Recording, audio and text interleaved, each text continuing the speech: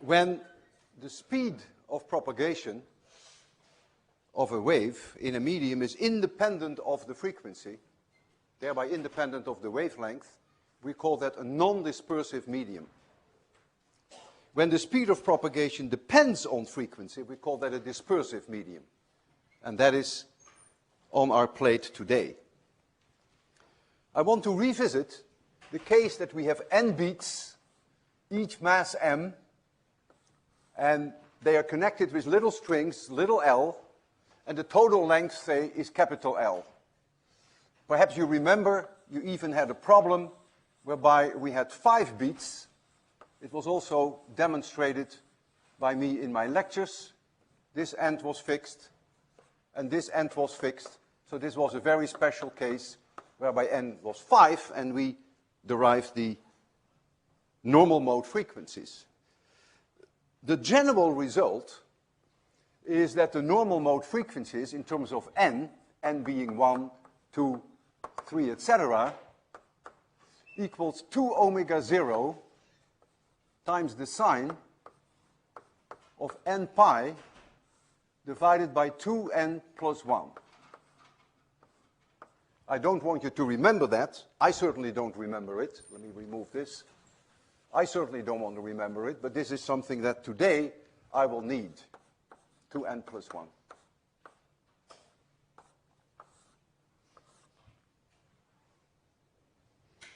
Omega 0 was the square root of t divided by m L.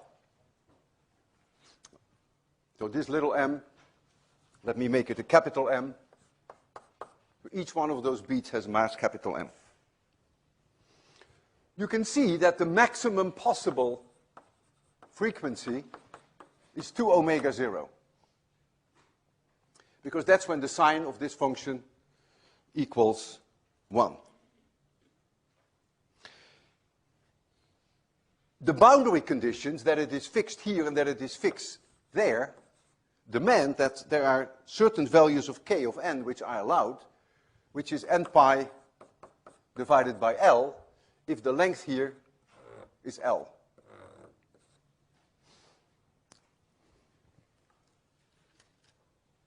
Now, omega n, as you see here, does not increase linearly with little n, because it increases with the sine of n. But the speed of propagation, v, is of course the ratio of omega divided by k, so that is omega n divided by k of n. And since k of n goes up linearly with n, little n, but omega n does not go up linearly with little n, it is clear that the speed of propagation is lower for higher frequencies. Because if you go, when you go to higher values of little n, k goes linearly up, but omega n goes slower. And so you see here an example of dispersion, namely that the speed of propagation is lower for higher frequencies than for lower frequencies. And therefore, it also depends on wavelength. A very nice way of seeing that is to make a plot, and you will see many of these plots today, of omega versus k. Let me make the plot here. So this vertical is going to be omega, and this is k, and this is omega. Oh, so this is k1, this is k2, k3, k4, k5. Let me move the k. And then here is the end of the string. So this value here is k5, and this value here is k2. Those are those normal mode solutions. And so the maximum value that omega can have is then 2 omega 0. And if I connect, if I draw this curve now, it looks like this. It's a sine curve. So for k1, this is omega 1. For k2, this is omega 2, and so on. So you can immediately see that the speed of propagation in the fifth mode is lower than the speed of propagation at the lower modes, because this point here, which is k5 connected with omega 5, I can connect that with the origin, and then this angle is a measure for the speed of propagation, because the speed of propagation is omega divided by k. So omega divided by k, the slope, is a measure for the propagation speed. And you see that if I go to this point here, and I draw this line, that the slope is larger, and so the speed is larger. So you see here, in a graphical way, which is always very nice to use omega k diagrams, what I already argued with you here, that the higher the frequency, the lower the speed of propagation. And that is what we call dispersion. Now, dispersion is very common in physics. As you will see today, water waves, under certain conditions, are dispersive. Electromagnetic waves, which we will begin to think about today, and next lecture we will go further into that. Radio waves and light and infrared are electromagnetic waves. They can be dispersive in certain media, not in vacuum, but in media. Waves on a string, as I will discuss very shortly, can also be dispersive, are in fact dispersive. The consequences of dispersion are very non-intuitive, and this is what I want to discuss with you first. I will start with two waves which have a different wavelength, and I will give them purposely a different speed of propagation. Think of this as being on a string, because that's always very easy to see, because that's a transverse motion. So I have y1, which is a certain amplitude, and I'm going to make it a traveling wave. So we get omega, the sine of k1x minus omega 1t, and so the speed of propagation is omega 1 divided by k1. And then I have a second one, which for simplicity I give the same amplitude, the sine of k2 times x minus omega 2t. And this is v1, and v2 is omega t2 divided by k2. And the two are not the same. If they are the same, then it is a non-dispersive medium, but they are not the same. And so now I want to add them. So I want to know what y is, which is the sum of the two. So y is y1 plus y2. So that becomes 2a times the sine of half the sum times the cosine of half the difference. And so that gives me the sine of k1 plus k2 divided by 2 times x plus this term, so that becomes minus omega 1 plus omega 2 divided by 2 times t. So that is the sine of half the sum. I should put brackets here so that the minus sign holds for here and for there. And I have to multiply by the cosine of half the difference. So I get k1 minus k2 divided by 2 times x. And now I get minus omega 1 minus omega 2 divided by 2 times t. So look closely what I have done here.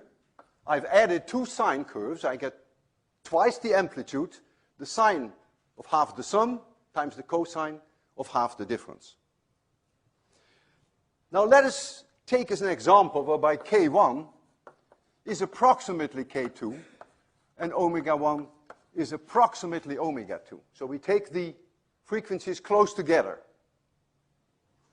You would agree with me then that k1 plus k2 over 2 is then effectively k.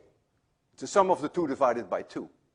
You would also agree with me that omega 1 plus omega 2 divided by 2 is omega, sort of the mean value between the two.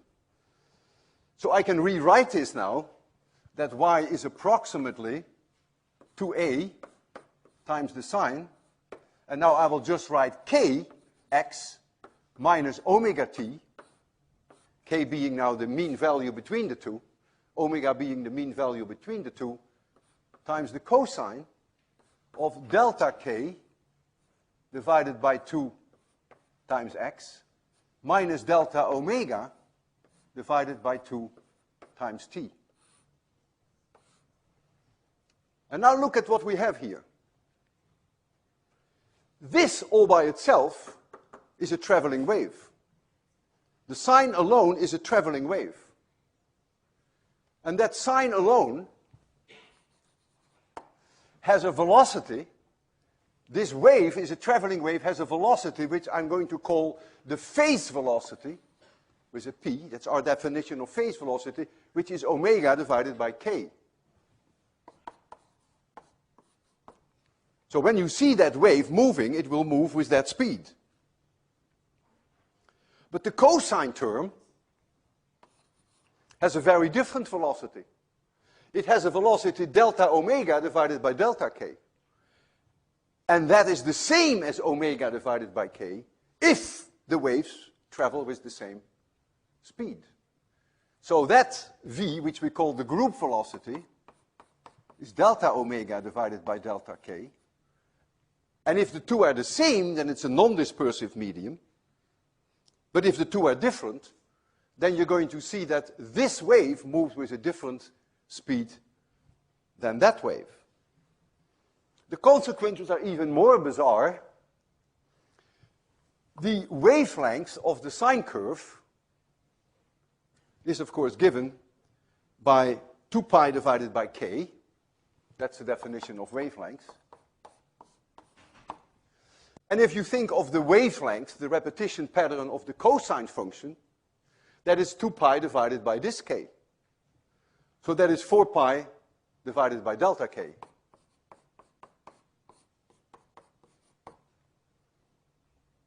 And if delta k is very small, then this wavelength, the repetition of the cosine, is way longer than the wavelength of the sine curve. If I made a curve of the sine curve, you would see this. And that moves with the velocity, phase velocity, say, in the positive direction. If I make a plot of the cosine, that would be like this. And that would move with the group velocity. And if the two are the same, then this overall pattern, which is the product of the two, which I will put in shortly, moves with the same speed. If I multiply this with this, and I will try to do that here, you will get this.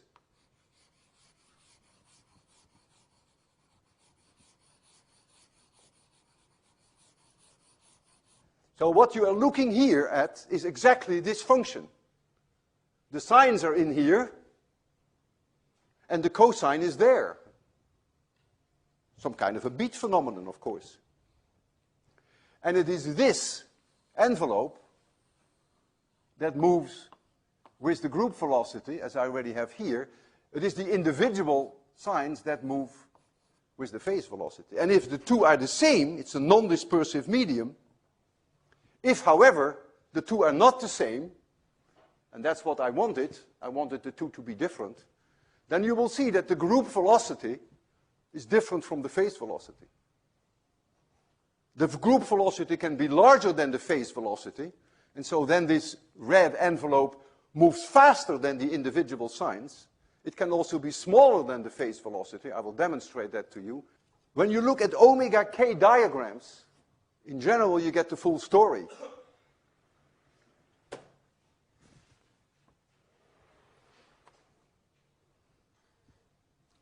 I'll make you an omega t diagram, omega k diagram of a non-dispersive medium, which is very boring.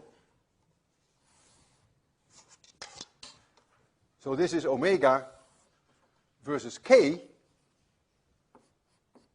and this is a non-dispersive medium. Straight line.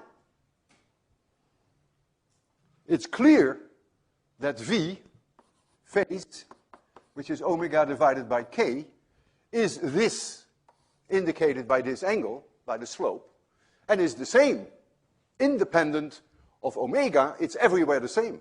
That's a non-dispersive medium. That is the definition of a non-dispersive medium, that always, regardless of frequency, have the same phase velocity.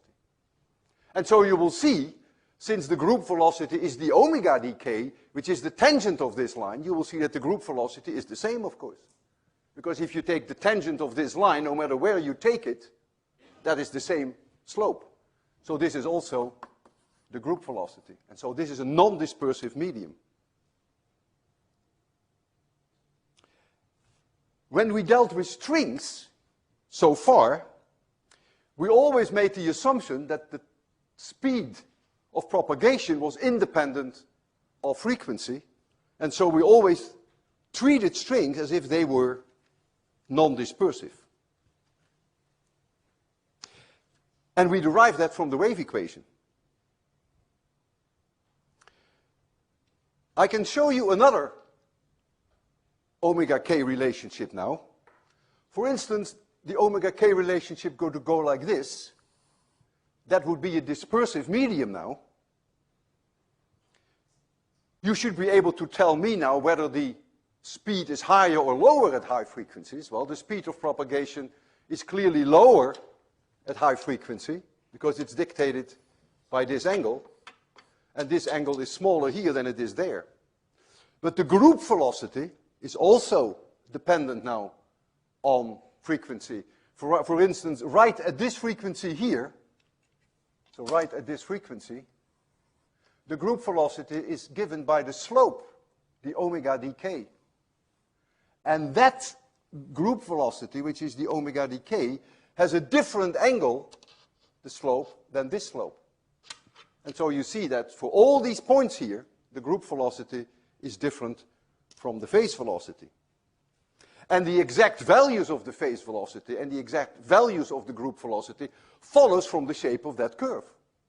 So you have to know that curve, and that curve is called in general the dispersion relation. So any relation between omega and k gives the whole show away. Suppose you had an omega k relationship that goes like this. And you will see today that that's possible. So now you have enough knowledge to tell me that at high frequency, the phase velocity is higher than at low frequency, because the slope is higher. You also can see that the group velocity at high frequency, which is the tangent, is higher than the phase velocity. Pick any point here, and you will see that the tangent has a higher slope than the line straight through here. So the group velocity at any point is larger than the phase velocity. It is even possible in physics, but it is a rare case, that you have this situation. And I will demonstrate it to you, but it's a computer simulation, so it's always easy to do that on a computer.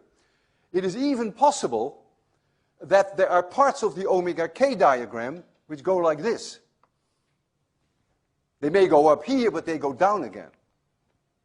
If that's the case, that is remarkable what you have. This slope would indicate the phase velocity, but this slope would now indicate the group velocity. And that group velocity now is in the opposite direction of the phase velocity. So the sine wave goes like this, and the group goes back. Even that is possible. That's a rare case, but it does happen. So what you have here is that the wavelength, remember wavelength increases in this direction, because k and lambda are inversely proportional. So the wavelength increases now with increasing frequency. If my frequency increases, the wavelength increases, which is something absurd. We always think that if the frequency increases, that the wavelength would get shorter. Well, there are media whereby that is not the case. That is what dispersion is all about. I can create a pattern like this with two waves for you, which I will do. And I do that in a graphical sense, that I have two transparencies, and one transparency has black bars on it, many, as you will see shortly, and they have a separation d. And I have many of them, maybe 100, I didn't count them. And I have another transparency, which has bars which are 5% thicker. And also the opening between them is 5% larger. So here we have 1.05D. And I line these up. So this is the very first one on my sheet. This is number 1.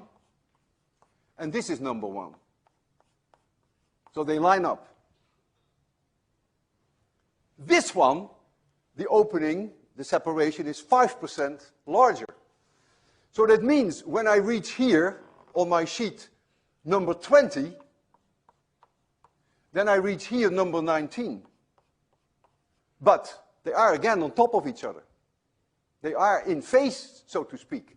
So my number 20 coincides with number 19 here, because this one is 5% larger spacing. The wavelength is 5% larger.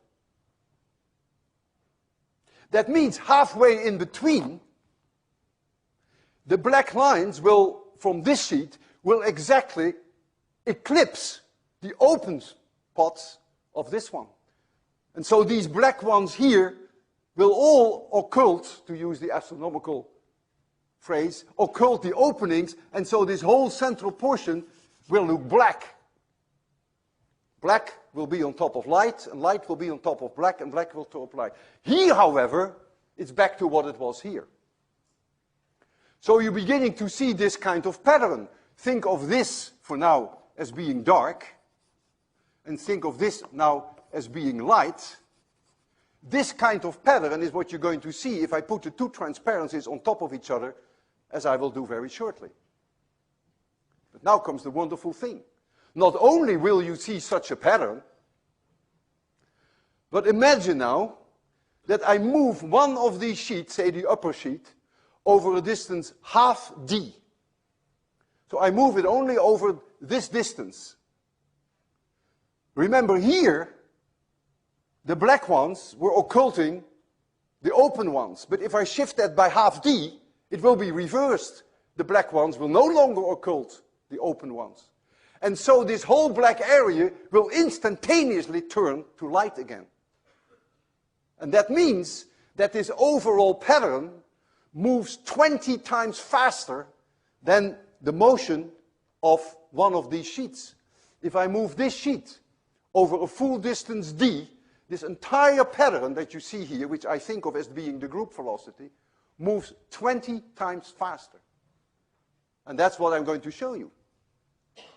And the reason why I get 20 times, of course, because I have chosen the wavelengths to be 5% apart, and I am going to give them a different phase velocity.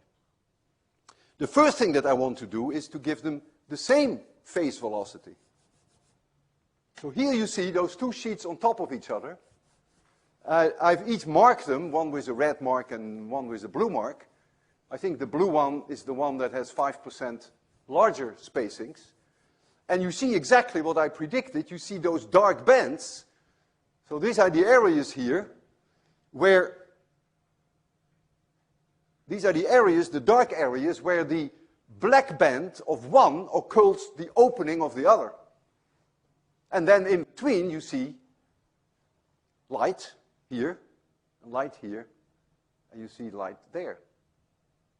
If I can manage to move them both with the same speed, so I take them firmly in my hand, and I'm going to move them both with the same speed, then notice that the bars, the individual bars, move with exactly the same speed as the whole pattern. So that means the group velocity and the phase velocity are the same. I'll try that once more. There we go. I have it firmly in my hands now. So you see the group velocity and the phase velocity are the same. But now I'm going to move one relative to the other. Watch closely. Now I'm going to move one relative to the other. And you can see you can tell by comparing the red spot with the blue spot. I have to align it. Look, compare the red plot with the blue spot and you can see the relative motion. I'm moving them now. And look how fast the group velocity is compared to the motion between the two. You can actually hardly see that the red one is moving relative to the blue one. You can hardly see that. But look how fast the group velocity is. You see that? 20 times faster. You see how the red one separates from the blue one? It's a very low speed. That is the phase velocity. It's the difference between the phase velocity. That's really what I should have said. It's the difference between the phase velocity. And so then the group velocity goes 20 times faster. So now I want to return to our continuous strings. When we dealt with continuous strings, we derived a wave equation. And I still remember how we derived it. We took into account that the tension is responsible for the restoring force. So we made the wire like this, and then we had tension, and then we worked out the math, and then we found that in that case, d2y dx squared was 1 over v squared times d2y dt squared.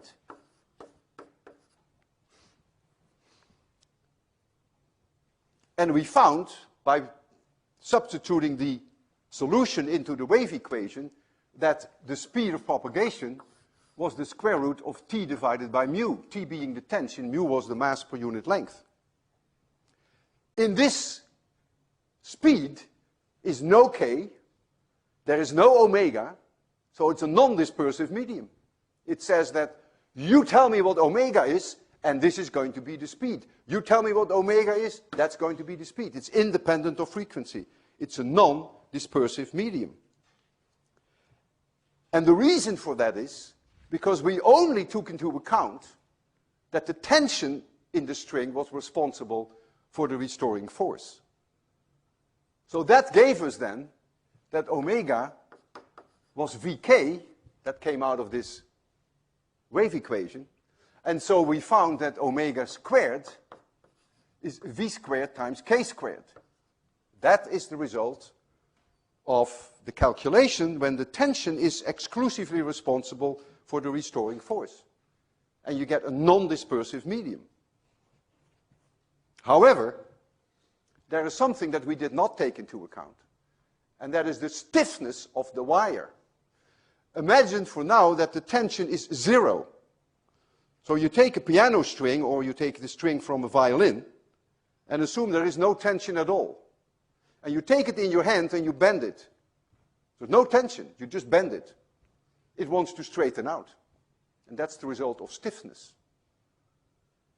And it is due to the stiffness now that you get an extra restoring force, which we have ignored. We didn't take that into account. And the restoring force due to stiffness turns out to be proportional to k to the power 4. It's inversely proportional to the wavelengths to the power 4. It's an approximation.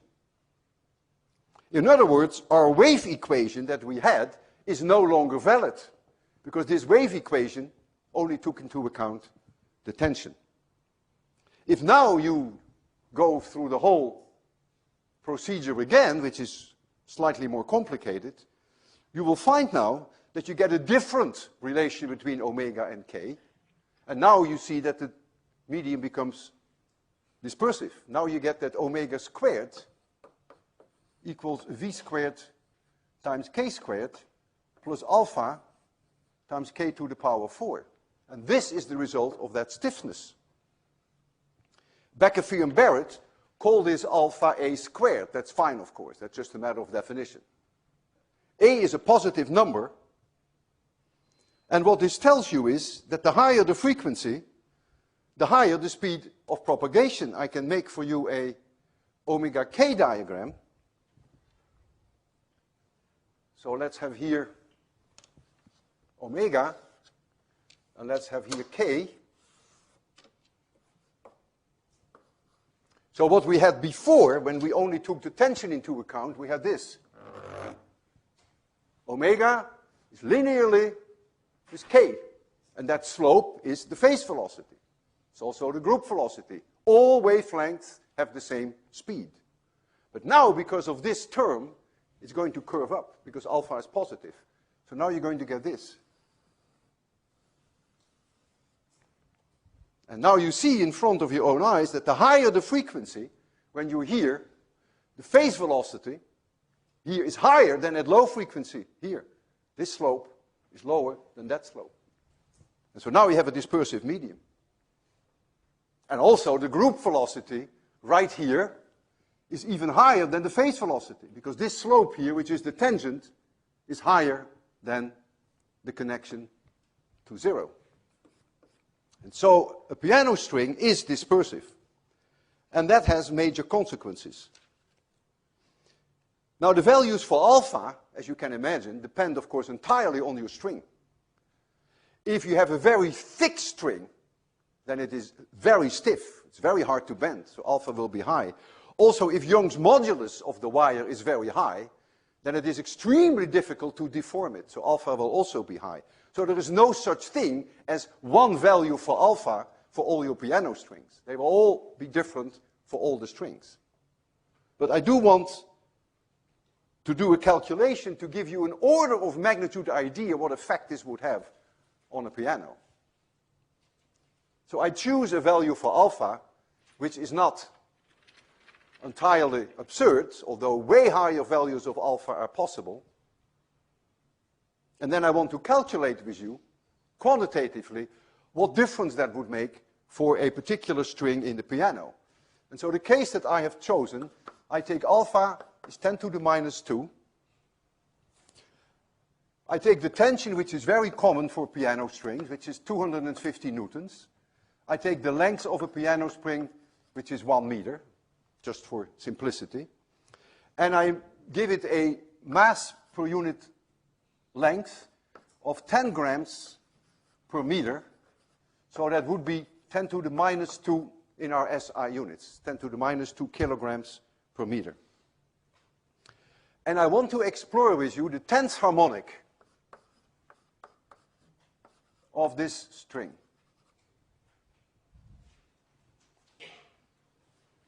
Well, T divided by mu, by the way, this can be written, I will write it down again in, this is also T divided by mu times k squared plus alpha k to the 4th. This V, remember, was T divided by mu. So T divided by mu, that's easy enough. That is 2.5 times 10 to the 4th. I have to know what K is. Well, lambda 10, lambda 1 is 2 meters, right? Fixed at both ends. If it's 1 meter, the length, then lambda 1 is 2 meters. So lambda 10 is 10 times smaller. So that is 2 divided by 10. So K 10, which is of course by definition 2 pi divided by lambda 10, is then 10 pi. And so now I have all the ingredients to compare this omega square, this term, with that term to see by how much the frequency changes over the case where we had no dispersion. So this first term now, and you can check that, of course, for yourself. So I will write down omega squared again, which is that term, is T over mu, and then I have to multiply it by k squared, and then I find 2.5 times 10 to the 7th. And then I can calculate alpha k to the 4th, and I have all the ingredients on the blackboard, and you find that this term is 10 to the 4th. If I calculate roughly what omega is, I'm not interested in the exact value of omega, you will see shortly why, you'll find that omega is about 5,000 radians per second in this case, which translates into a frequency of about 800 hertz.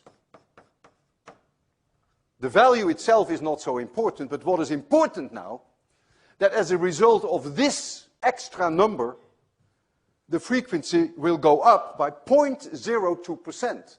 And this, of course, you can check immediately for yourself with your calculator. And 0.02% increase means, in this case, 1/6 of a hertz. So at the 10th harmonic, if you expect it exactly 800 hertz, this is of course not exact, but I take a round off number, then it would be 1/6 of a hertz higher because of the dispersion relation. But if you make alpha 10 to the minus 1, which is by no means impossible, then it would go up by 1.6 hertz. And so the bottom line now is that for a real piano string, omega n is no longer n times omega 1. And that is the reason, that is why pianos go sharp, as musicians say. That means at the higher harmonics, the frequency is a little higher than linearly proportional with n. And that's what's called, makes the piano go sharp. Professor Wietzlaus developed several years ago, when he was lecturing 803, a toy model which he uses on the computer. And the toy model has the following dispersion relation. It has no direct connection with the string, no direct connection with any physical thing, but it is simply used for the purpose of demonstration. And that is that omega squared equals v squared times k squared times 1 plus alpha k squared.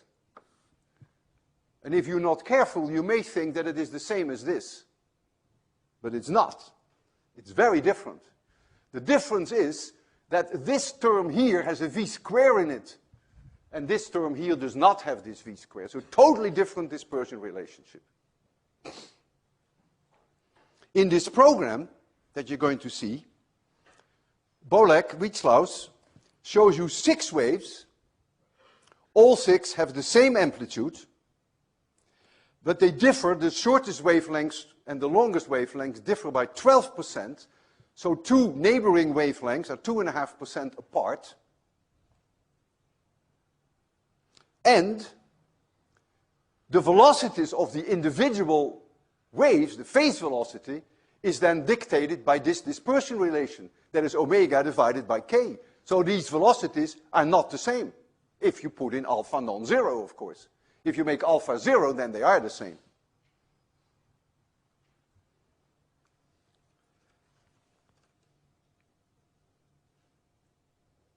First, we have to understand what you're going to see when the waves are not moving.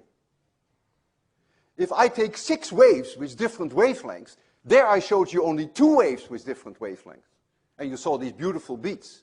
If you do that with 6 waves, and you line them up, say at the center of your screen, that the amplitudes all line up with each other, you will see 6 times the amplitude at the center of the screen. But when you go away from the center, you do not see anything like this. What you're going to see, the computer will show you. It's not so intuitive, but you'll see something like this, and then it bulges a little, and it bulges again. And that's simply a matter of geometry. That has nothing to do with dispersion.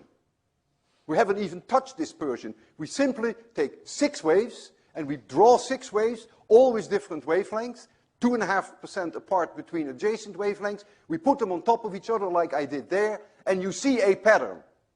And that pattern you will see. And to make sure that you remember that pattern for the next 10 minutes, I'm first going to show you what happens when alpha is 0. That means all the waves will move with exactly the same speed. And the envelope, crazy as the envelope will be, is moving with exactly that same speed, because the envelope is the group velocity. And then when you really remember that envelope, then I'm going to change alpha. If I make alpha positive, it will turn up. That's general idea. If you plot it, goes like this. If you make alpha negative, which is not the case for a string, it's just in this toy model, I can put alpha minus, right? If you put alpha minus, then you're going to get this. And if you go to very high values of k, it will even turn over. Because if alpha becomes high enough negative, ultimately it will turn over. And if I can do that, if I can choose a value for k very high with a negative alpha, this is the situation that was required, remember, for the phase velocity to be in the opposite direction as the group velocity. So I can also show you that, which is really cute. So you see the envelope move in a different direction than the individual waves. So, Marcos, did we decide on 5? So the first thing that I want to run with you is then alpha equals 0. You're going to see the 6 waves.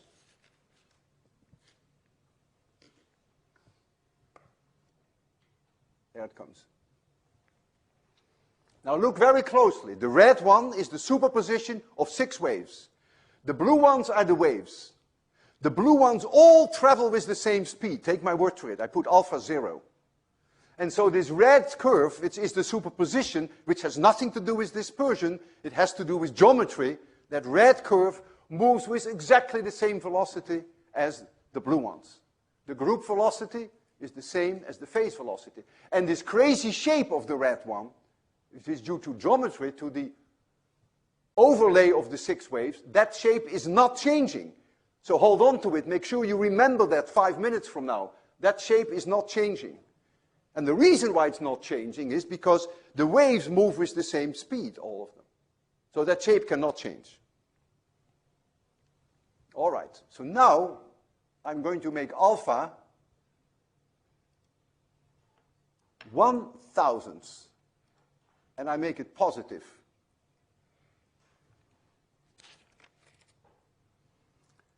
And I also want you to see it a little longer in time, because I want you to see that now that the phase velocities are different for the individual waves, I want you to see that the overall envelope is now going to change, which is no surprise, of course. That is now the result of dispersion. So this overall envelope will now change, because now you change the geometry, how they line up with each other. So what you're going to see here now is an example whereby the 6 waves all have different velocities. The group velocity is larger than the phase velocity because I made alpha positive. And the shape of the envelope is slowly going to change. You cannot see, of course, with your naked eye, neither can I, that the 6 waves don't move with the same speed. It's impossible to see that. Neither can you see that the group velocity is different from the phase velocity. You just don't have the resolution in your eyes.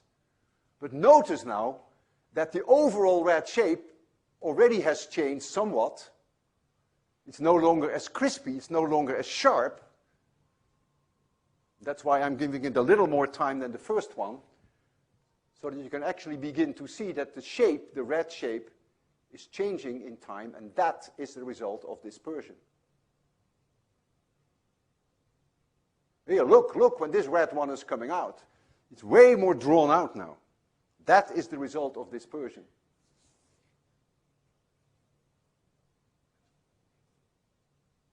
Alpha, by the way, is only 1/100th that I put, 1/1000th in this toy model. Hey, look at that. You see that? Very, very different. And now, I want you, let's look at the omega k plane. This program also shows you the omega k plane. Now, this is not omega 0 here, so be very careful when you look at this. You see only a very short part of the omega k plane. Something here you see, very high value for k. You see a short section there.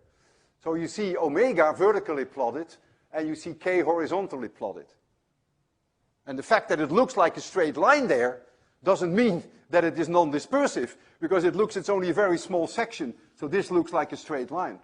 But the whole thing, of course, is on a curve, and that's why it is non-dispersive. And so now I'm going to show you a value for alpha which is negative, and I'm going to give it the same amount of time.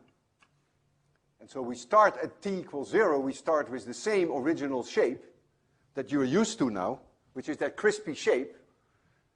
And now if you look very closely at the red one, look very closely, I will keep pointing at the top of the red one. You see it's moving in the opposite direction. Do you see that? You see that? It's moving back.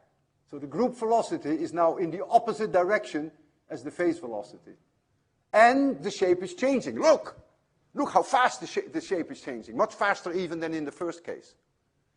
So we are now in our omega k diagram, we are now here. So we have a linear portion there. Well, it looks like linear here, but it is of course part of this curve. Look how dispersive this is. So the change of the envelope is the result of dispersion, and the fact that the group velocity is opposite the direction of the phase velocity. And we can look at the omega k plane when this is done. Boy, this whole envelope is falling apart, right? It's totally fallen apart. And that's only due to the fact that these 6 waves no longer have the same phase velocity.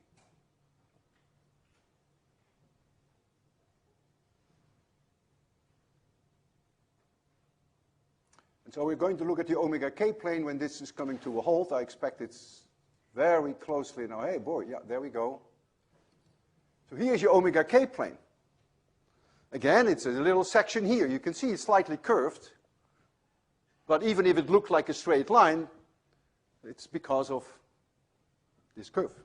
So that's where Bolek chose a very high value for k that he picked. And it with the negative value for alpha, then it gives you that result. So as we just saw now, the fact that there is dispersion changes the shape if you have the superposition of many different waves. Now suppose you pluck a string, or as we did during the last lecture, you have a square wave on top of a string. And you do a Fourier analysis of this square wave. And you say to the Fourier analysis, okay, show me what you are going to do if we look in time. Then each one of those Fourier components is going to oscillate with its own frequency. And because that was non-dispersive, we always use that omega n was n times omega 1. And therefore, if we waited one full period of the first harmonic, the shape, whatever it was back to what it was before. It never changed. Because after one full oscillation of Nancy 1, Nancy 2 has made 2 oscillations, Nancy 3 had made 3 oscillations, so you're exactly back where you were. That is no longer the case when you have dispersion.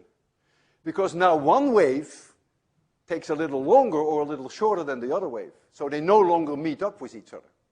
Another way of putting it is that the traveling waves, of course standing waves are the result of traveling waves, the traveling waves have different velocities because of the dispersion. And that now will make any sharp features in a pulse disappear. Because the sharp features, if you have a rectangular pulse, the sharp features require high frequencies, you know, to make that steep. And there will be a large difference, therefore, between the phase velocity of the high frequencies and the low frequencies. And so you are going to see your sharp pulse fall apart. And that's what I'm going to demonstrate to you. This toy model will be used to do the Fourier analysis of a square wave. I will first show you the square wave the way I showed it last Tuesday when there was no dispersion. You will see the evolution in time. And I waited half the period of the fundamental when the square wave came out upside down. I will show you that to remind you of what that was like. And then I will add some all right. I think I have to find that program. Moving triangle. Okay, this is the one. All right. This is it. Moving square at the center. So you ready for this?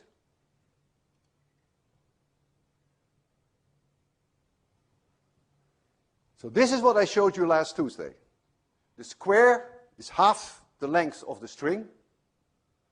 We Fourier analyze it. All these Fourier components are going to oscillate in their own way, which is like saying we have two pulses moving in opposite direction and they are reflecting and they come back. I have 100 terms here this time. Last time I only had 50 terms. I have 100. And only the odd ones contribute, remember? So we effectively have 50 terms, Miri 1, Miri 3, Miri 5, all the way to Miri 99. And so look, this is 1/2 period of the fundamental, and your shape is back. Well, upside down, but that's because I only ran it half a period. The shape is back to what it was. And the reason is it is a non-dispersive medium, and so the reason is that the Fourier components oscillate in this fashion. But now I'm going to use Bolak's toy model, and I am going to, these are the Fourier components which are not so important for you right now. And so now I'm going to add dispersion, and the dispersion that I'm adding is alpha is 0.01, 100ths, and we do the same pulse. We get exactly the same Fourier analysis. The blue curves are identical, except they oscillate no longer according to omega n equals n omega 1, but they now oscillate according to our new toy relation. And now look what's going to happen.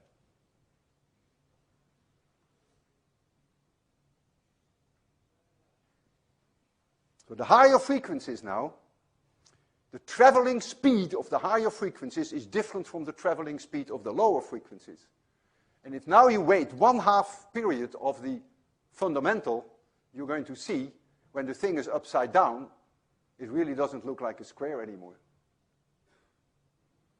You can sort of still recognize it a little. The Fourier components, the blue components, have not changed. They're exactly the same as they were.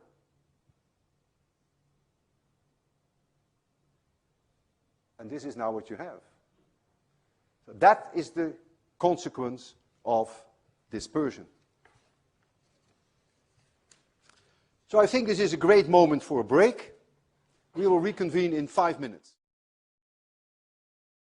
So I summarized for you here, which is really something you will have to remember, and there is really not much more to it than that the phase velocity is omega divided by k, and that the group velocity is d omega dk. And so there is no such thing as one phase velocity for a non-dispersive medium. There is no such thing as one group velocity. It depends on the curve omega versus k. So you have to know what we call the dispersion relation in order to say what the phase velocity is for what frequency. And dispersion is extremely common in physics.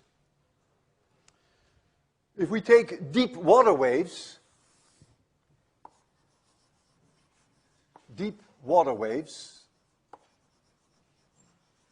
and I would imagine that what is meant by that is that the water is deeper than the length of your wavelength. That is probably the operational definition. It's very dispersive. The dispersion relation, which I will not derive, I didn't derive it either for the string, omega squared equals gk, g is just the gravitational acceleration, plus s divided by rho times k to the power 3, and s is the surface tension, which is for water about 0.072 newtons per meter. I don't know whether you've dealt with surface tension in 801, but if not, you just can accept this S.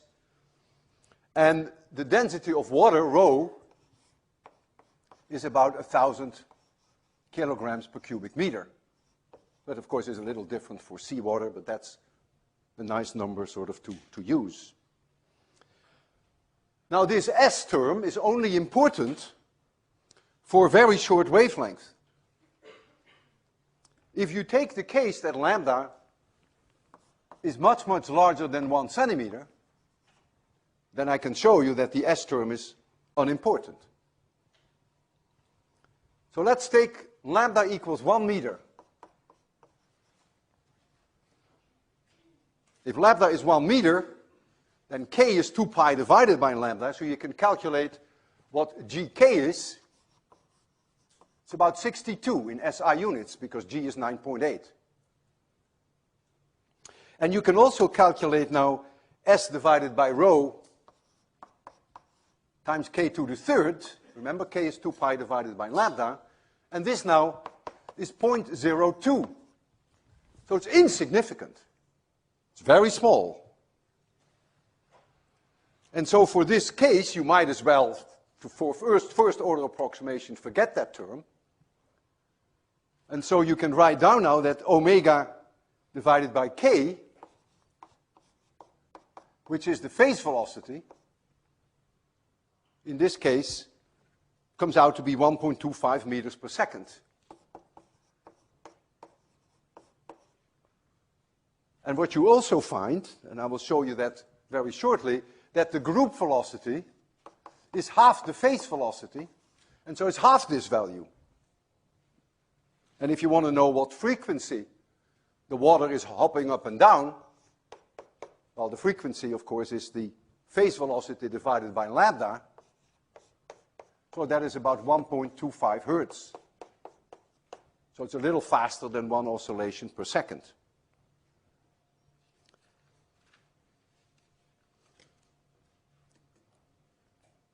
If we have the case that lambda is much larger than 1 centimeter, I will continue here. So lambda is much, much larger than 1 centimeter. I can use the dispersion relation, and I can calculate now what the phase velocity and the group velocity is in general terms. So I know now that omega, to a high degree of approximation, is the square root of gk, because I forget the s term. And so omega divided by k, which is the phase velocity, is therefore the square root of g divided by k. Do we agree? And notice that this is therefore proportional to the square root of the wavelength, because 1 over k is proportional with lambda. So what it means is that the larger the wavelength, the higher the phase velocity. If lambda is larger, k is smaller, the higher the phase velocity. What now is the group velocity? Well, the group velocity is the omega dk. So you take this one and you take the derivative of the square root of g times k. So you first get your 1/2, and then you get your square root of g, but now you have to divide by the square root of k. So you get times the square root of g over k. But the square root of g over k was the phase velocity. So it's half the phase velocity. And that's what I already anticipated here.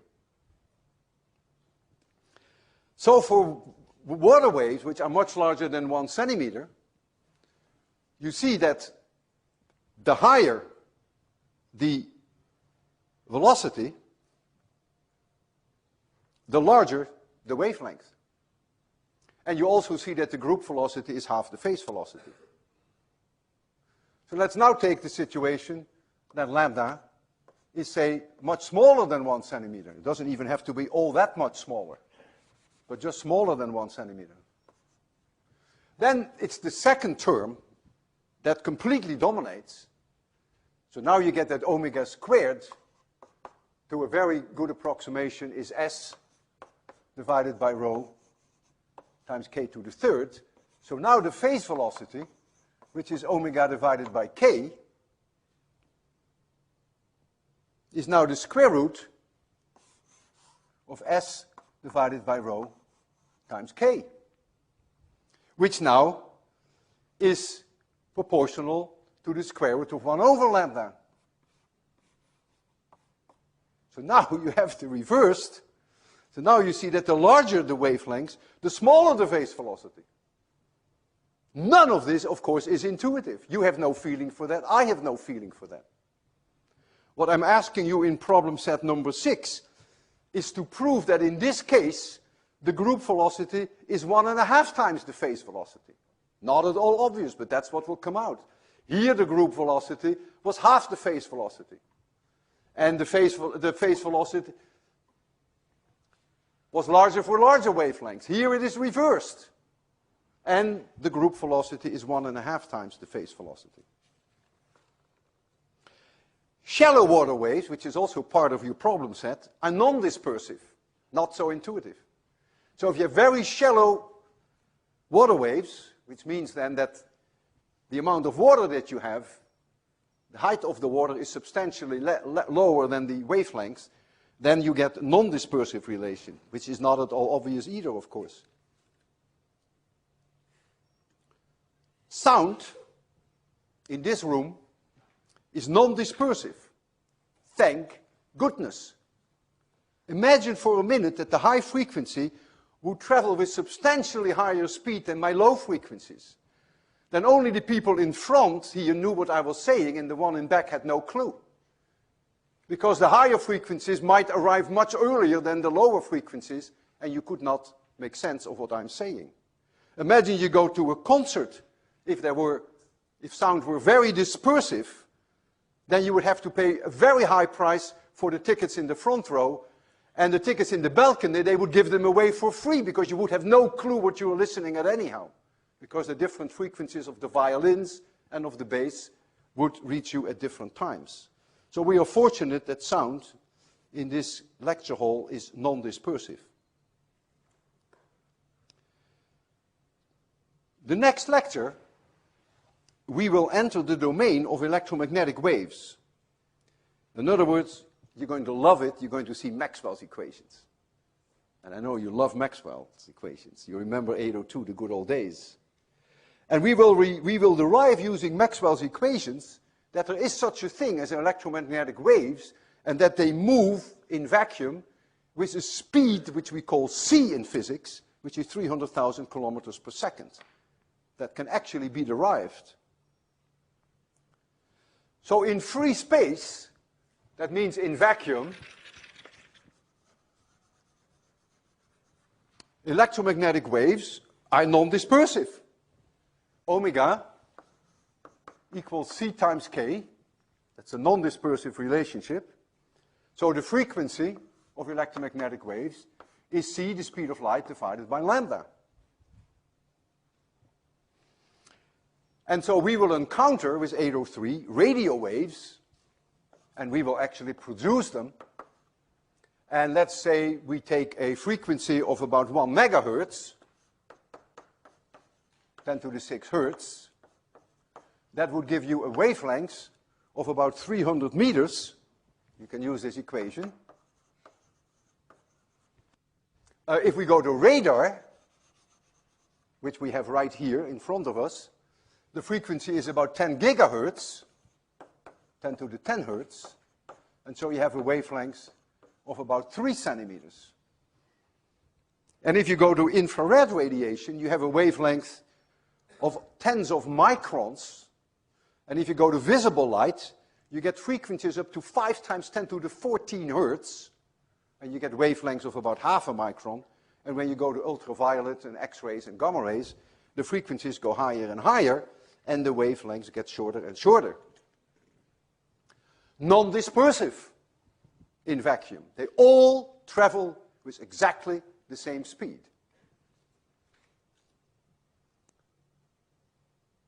Light in glass, or in water for that matter, is not non-dispersive. It is very dispersive. As we will derive in 803, the speed of electromagnetic radiation is c divided by the square root of the dielectric constant kappa E and the relative permeability kappa M, which you may or may not recognize from your 802 days.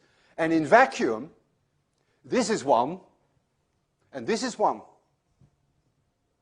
But that's not the case for water, and that's not the case for glass. And in fact, these kappa E is strongly frequency dependent. So if I take water, as an example, for which kappa m is very close to 1, because water is not a ferromagnetic material, and all materials that are not ferromagnetic have a kappa m, relative permeability, very close to 1.0000. So forget kappa m now, but I'll show you the enormous frequency dependence of kappa E of the dielectric constant. It's huge for water. If you look in the frequency range, f is about 0 to 10 to the 10 hertz. So that is our 10 gigahertz, that is radar. Kappa E is about 78. So that means the speed of radar in water is 1/9 roughly of C. So it's only 10% roughly, it's 10 times slower. If we go to visible light, so this is the radar, and this is of course even lower frequency that goes through the radio. If you look at visible light, you may say that light by definition has to be visible. Well, we physicists make a distinction between light in general, which is all electromagnetic radiation, and a certain part of the spectrum that we can see. And that's what we call the visible part. So that's visible light, which has a frequency of very roughly 5 times 10 to the 14 hertz. It's huge. And kappa E there is roughly 1.77. Look at the enormous difference. At that very high frequency, the electric dipole of water cannot follow the changing electric field. And therefore, it just sits there and it has almost no impact. And that's why the number is so low.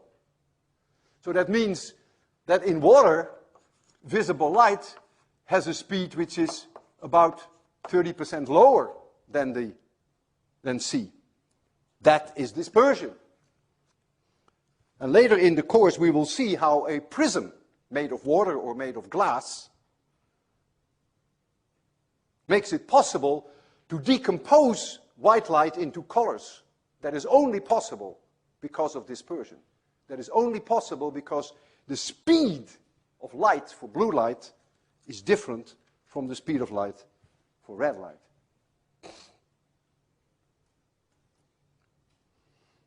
We will also explore in 803 the transport of electromagnetic waves through metal pipes. We call them waveguides. Here I have a metal pipe.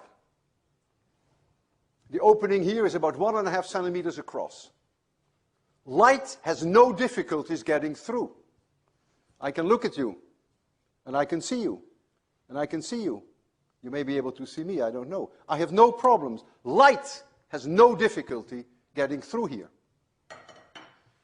But radar, with a wavelength of 3 centimeters, would have great difficulties getting through here. I will derive in the future what happens with radar when you send it through metal plates. You will see a dramatic example of dispersion. And this is the result of the boundary conditions of the electromagnetic waves with the pipe. But I want to tell you the result, because it is such a remarkable example of dispersion, and I want to demonstrate it to you, because it's very relevant in this lecture, because it all comes down to dispersion. We have there 2 aluminum metal plates that you see there. Here is one, and here is the other. Let's call this the direction of Z, and let's say they are a separation A apart. So that's the separation between them. We have a 10 gigahertz transmitter, which is a radar transmitter here, and here we have a receiver, which can receive the 10 gigahertz. And so we're going to send it from here to the other end. The wavelength, lambda, is 3 centimeters, so this is 10 to the 10 hertz. So lambda is 3 centimeters.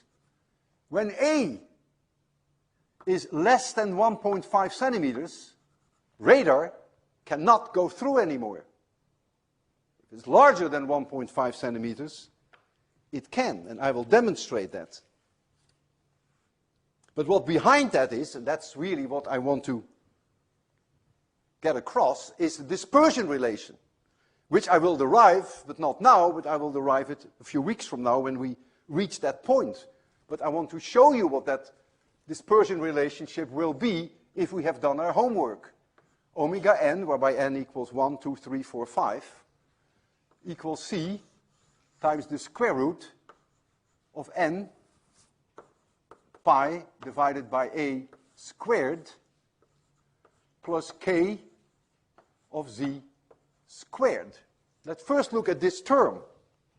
Even though you don't see directly where it comes from, you can connect to it already. It has to do with boundary conditions. Remember, when we had a string that was fixed at both ends, we got terms like this. Remember when we had sound in a box, we had n pi divided by L in the x direction, n pi divided by L in the y direction. So you recognize here that it has to do with the boundary condition of the electromagnetic radiation without exactly understanding why it is the way it is. And so the phase velocity, v phase, in the z direction is omega divided by kz, and the group velocity in the z direction is d omega d kz. I will concentrate now only on the case that n equals 1. So I make this a 1, because that gives me the lowest frequency possible in this dispersion relation. And I'm now going to graph that thing, omega versus k, omega versus k. This is non-dispersion.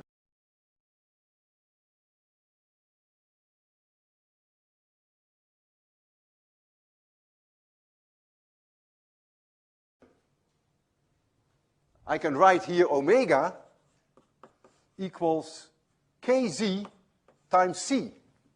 That is the case when k is huge, very short wavelength, way shorter than the dimension of the pipe. Then that system acts like a non-dispersive medium. You're somewhere here. But if you go to low frequencies, this is the curve.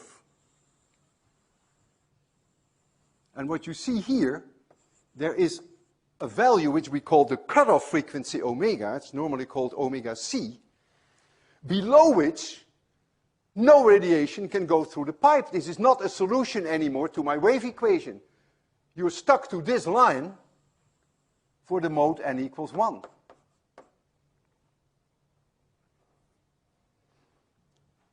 So what is required, that the frequency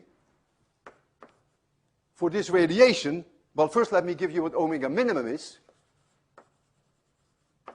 Omega minimum is when you make, in the extreme case, kz 0 and n equals 1. So you get c pi divided by a. That is the minimum value for omega that can propagate through these two plates. And so a required frequency is that f is larger than c divided by 2a. That means a has to be larger than 1.5 centimeters. And that is so non-intuitive. And this is what I want to demonstrate to you. So we have there those two plates, and the plates are now something like 2 centimeters apart. You can check this after the lecture. We modulate the 10 gigahertz with a nasty triangular sound of 550 hertz. And the reason why that is nasty, because you now understand that anything that is modulated triangular requires high harmonics, because think in terms of Fourier space, and higher harmonics not so nice in your ears. So if this were a nice sinusoid, you would hear a beautiful 550 hertz tone, but because we modulate it with a triangle, it's a nasty tone. But the only reason why we want you to hear something is that when this receiver receives the radar signal, we want to hear this modulated signal. Unfortunately, you and I cannot hear 10 gigahertz. Our ears are not designed to follow a frequency of 10 billion hertz. It cuts off at 20 kilohertz, as you remember. So, we're going to show you this transmitter first. The transmitter is the signal upstairs, so it is 10 gigahertz, but it is a triangular modulation, which is 550 hertz. Here is the receiver. When I turn on the receiver, you will hear that signal coming out here. And at the bottom, you see the signal received by the receiver. And the fact that it is a little larger than the upstairs is simply a matter of how we adjust our amplifiers. Nicole, can you be my witness and look here so that you can tell class what I'm doing? I'm going to take these two plates now. Yeah, please come up here and just watch here and tell them that what I'm doing is completely honest. You see the opening here now of these two plates? And these plates are about 1.8 centimeters apart, almost 2. And now I'm going to make it a little less than 1.5 centimeters. Watch there and listen. It's gone. It's completely gone. And would you tell class that the opening is still sizable, right? The opening is just a little less than 1.5 centimeters. And it instantaneously goes away. There it is. Why don't you squeeze it, Nicole? And it's gone.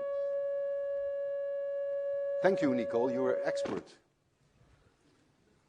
Now, there is one more thing that is important, and that has to do with your sleepless nights.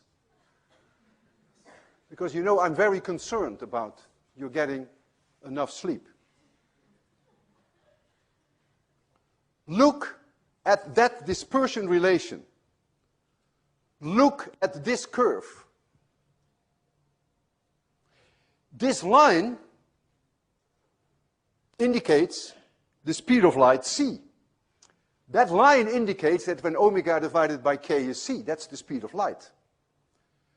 So what now is the phase velocity, for instance, at this frequency, so that has this value for k? Well, it's this. This slope is larger than this one. It's higher than the speed of light. Not only is it higher than the speed of light, the phase velocity, but by the time I reach this point here, the phase velocity goes to infinity. Because look at this slope, it's 90 degrees. So we now have a case that the phase velocity is larger than c. No, the phase velocity can be much, much, much, much, much larger than c, approaching infinity. And what now is the group velocity when we reach this point of the cutoff frequency? That is the tangent. And so this is the slope of the group velocity. So the group velocity goes to 0 in that extreme case. I sure as hell hope that you can sleep tonight. See you next Tuesday.